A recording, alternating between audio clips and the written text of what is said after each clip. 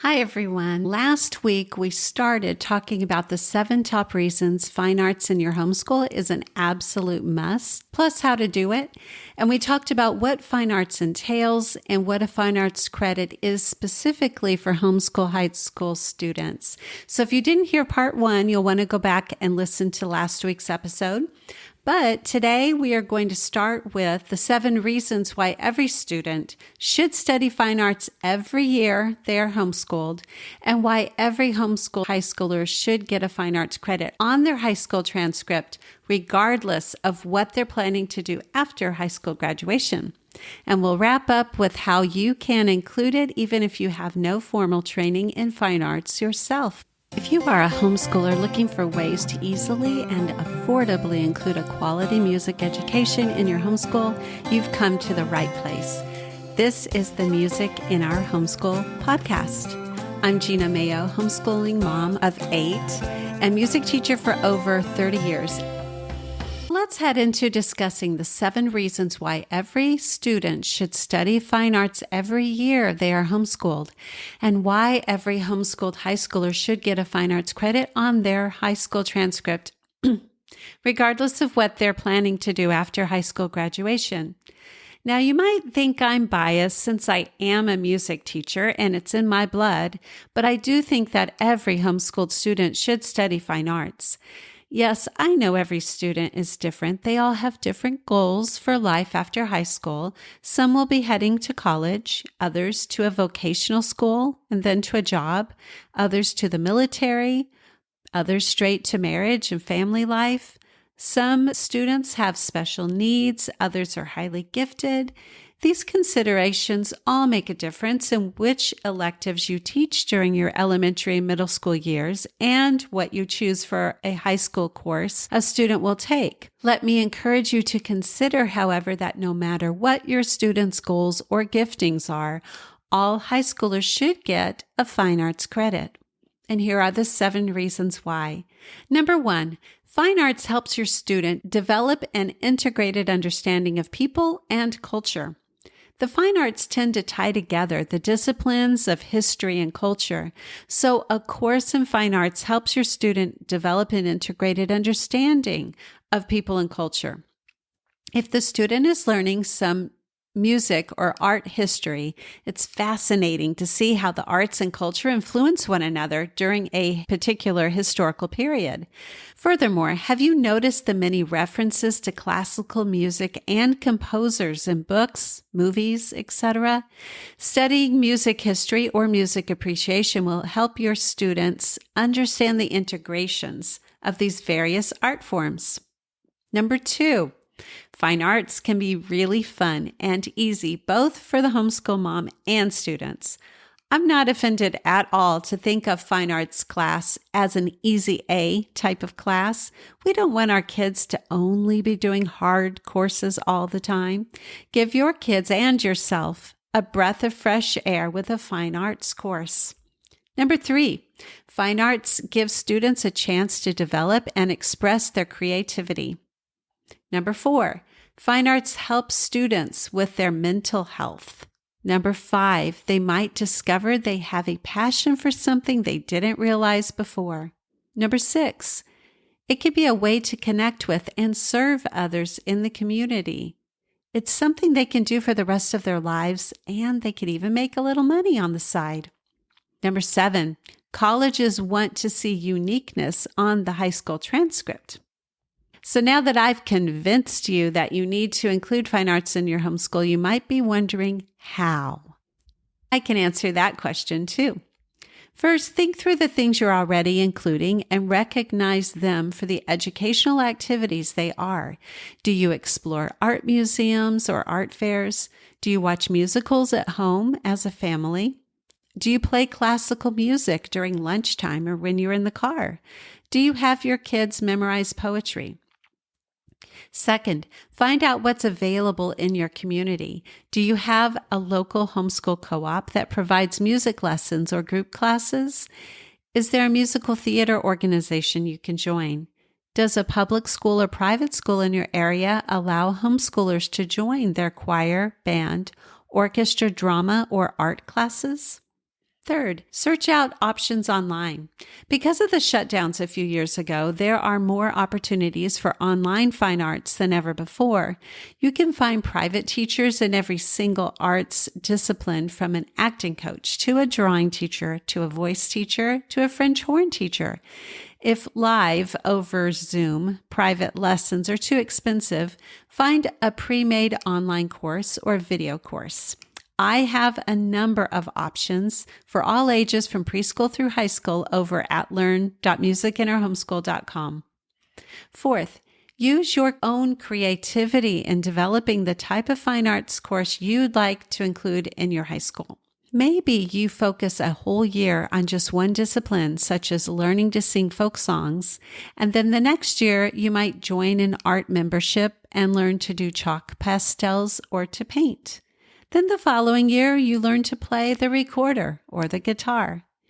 You don't have to be skilled in fine arts because you can find others to help you in this area. I personally love that I don't have to teach every single thing in my homeschool. And if money is tight, you can barter or trade with another teacher. For example, I've known families who traded science or writing instruction, or even house cleaning or making meals with a violin or piano teacher so that their kids could take private instrument lessons. And be sure to search out the online class options too. More are being added all the time. Lastly, because I've taught on this topic before, I'd like to end with a Q&A session with questions I've been asked. And if you have a question that isn't included, be sure to reach out because I'd be happy to answer it for you.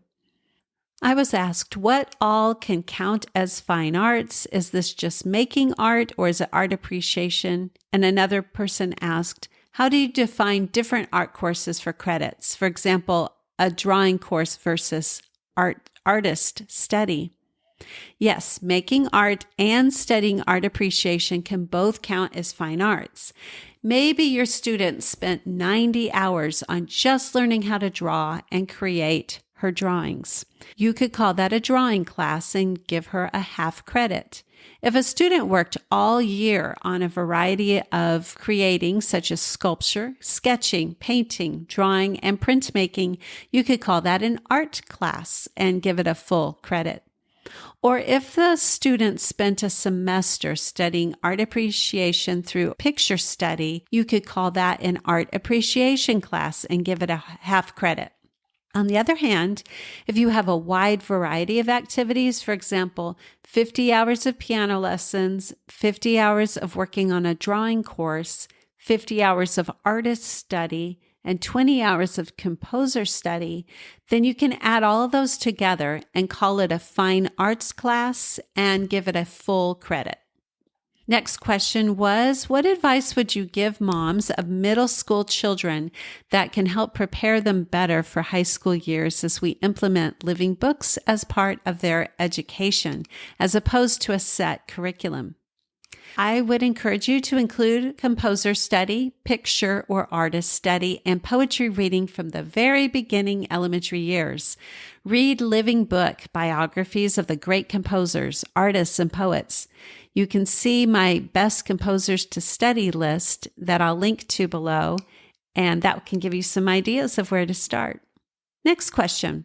I need a fine arts for logical thinkers. My boys are anti anything artsy or musical or drama-ish, so I need to make it not look so fluffy. Music is math type things. Well, here's one idea. I wrote an intro to Shakespeare class for my homeschool co-op called 10 Weeks of Shakespeare, an introductory course for 7th through 12th grades that includes a super fun book that is actually a script called William Shakespeare's Star Wars. The description of the book says, experience the Star Wars saga reimagined as an Elizabethan drama penned by William Shakespeare himself, complete with authentic meter and verse and theatrical monologues and dialogue by everyone from Darth Vader to R2-D2. My students, none of whom were really excited about studying Shakespeare, had a lot of fun with this class, where we acted out a scene together and watched an online performance of A Midsummer Night's Dream.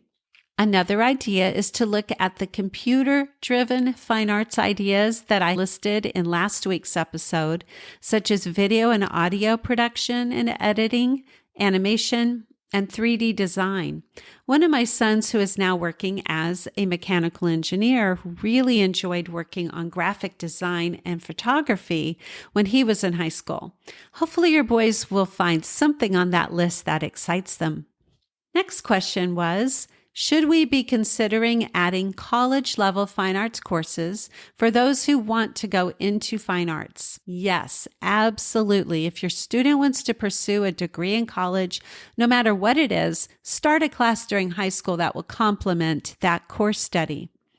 For example, take an advanced or an AP art history class in high school if the student wants to go to art school, or take an advanced or AP music theory course if they want to be a music major in college. You can find online versions of these classes. I actually have an advanced music theory course that's based on the AP music theory or college freshman level music theory course. It's inside my premium tier of the Music in Our Homeschool Plus membership. Another option is to take the class at a community college so that your child is actually getting college credit for it. If they want to be a theater major, please find places for them to perform in plays and musicals while they are in high school. Question about portfolio prep. How to go about finding help in that area as they prepare for interviews and portfolio reviews, assuming they want to pursue a fine arts degree. For those who aren't aware of what a portfolio is, let me start there. It's basically a sampling of your work. So an artist might have a portfolio that contains some paintings, drawings, and sketches. A musician or actor might have a digital portfolio that contains video and audio recordings of their performances. I would first contact the colleges or the art schools that you're interested in going to and get their specific advice, because every school happens to be a little different. Also ask students and their moms who have recently started at those schools what they did and what they felt worked well for them or what they would have done differently. Sometimes you can find Facebook groups for the parents of students at these different schools. How do I or can I count classes I am paying for outside of the home in theater arts? I have a son taking pretty challenging acting classes as well as performing via his acting conservatory. My advice is to log every single hour. You might have multiple classes that you could count. For example, many of my high schoolers have participated in our local musical theater organization. They take a class every week during the school year and do as many as 3 full-scale musicals a year. I've been able to count this work as theater arts, which is a specific fine arts elective credit, and dance, which I've used as a physical education credit, because there were enough hours involved that they didn't overlap. In other words, I didn't count the same work for both the fine arts and the PE credits. Depending on how much time your son works on his classes and practicing, you might have enough hours to count 2 full credits a year. Here's the next question. I'm getting ready to put my upcoming 9th graders' high school curriculum together, and this is a hard area for me because my daughter has 0 interest in anything from what I researched is even considered fine arts. I'm at a loss. I feel overwhelmed with this whole high school phase. What do I even do? Sometimes we, as the homeschool teacher, have to make our kids do something they don't particularly want to do. Did my daughter with dyslexia, who aspired to be a nail tech, want to take algebra? No. Does my son, who loves all things computer coding, want to read a Shakespeare play? No. Will I still make them do it? Yes. If your state doesn't require something, you can decide whether to include it or not in your daughter's high school curriculum. However, I would encourage you to make sure her education is fully rounded out. Check out the fine arts list that I've included below and see if something sparks her interest. If not, have her pick something anyway. The last question is, I just looked at our state's requirements and fine arts aren't specifically required. However, I'm raising a girl who loves art, especially drawing. She doesn't enjoy learning about art, though. She's got a true artist spirit and likes to create under her own inspiration without a lot of rules and suggestions. I've had her use artistic pursuits, however, and it's been fine. Other fine arts can get kind of pricey when buying curriculum, equipment, and classes, for example, pottery. Wondering if you have any tips for creating an art-rich high school plan without breaking the bank. Well, this is a hard one. Applied arts, which are the private music lessons, art lessons, as well as supplies for creating art, dancing lessons, and theater lessons, all can certainly be pricey because often the student is studying under a master teacher. There's always a variety, though, and I would search online for a class that fits your price range. I would also still encourage her to study great artists of the past. It will help her understand her own art better if she understands how others created theirs. And if she pursues art in college, art history will be required. So it would be helpful for her not to be starting from square one at that point. In conclusion, let me end today with an encouragement to find something to bring joy to your homeschool. Have fun with fine arts and be sure to ask me if you have any questions. I'm here to help, and until next time, keep the music alive.